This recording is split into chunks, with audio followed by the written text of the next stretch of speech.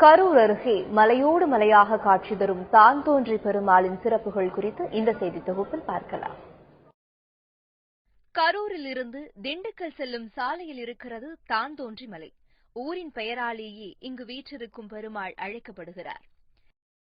ஆதிசேஷனுக்கும் வாயு பகவானுக்கும் நடந்த போட்டியின் போது சிதறிய திருவேங்கடமலையின் ஒரு பகுதிதான் தான்தோன்றி மலையாக உருவெடுத்தது என்கிறது வரலாறு.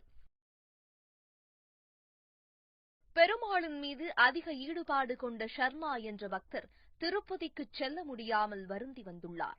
அப்போது அவரின் கனவில் தோன்றிய பெருமாள், உன் வீட்டின் அருகே உள்ள ஒரு மலையில் இருக்கிறேன், நீ கிளம்பி வா என கூறியுள்ளார். பெருமாளின் உத்தரவை ஏற்று மலைக்குச் சென்ற ஷர்மா அங்கு பாறையை பிளந்து கொண்டு காட்சி தந்த பெருமாளை வணங்கியுள்ளார்.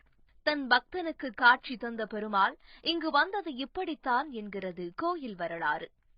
சுயம்புவாக காட்சி தரும் பெருமாளை தரிசிக்க பல மாநிலங்களிலிருந்தும் பக்தர்கள் இங்கு வருகிறார்கள்.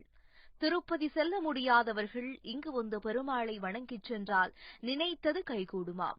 இந்த கோயிலின் மற்றொரு விசேஷம் பெருமாள் இங்கு மேற்கு நோக்கி காட்சி தருவதுதான். பெருமாள் சுயம்பு பெருமாள், அதாவது சிலை நம்ம வடிச்ச சிலை கிடையாது. பெருமாள் தானாக தோன்றி மேற்கு நோக்கி காட்சி தருகிறார். எல்லா கோவிலையும் பாத்தீங்கன்னா பெருமாள் கிழக்கு நோக்கி தான்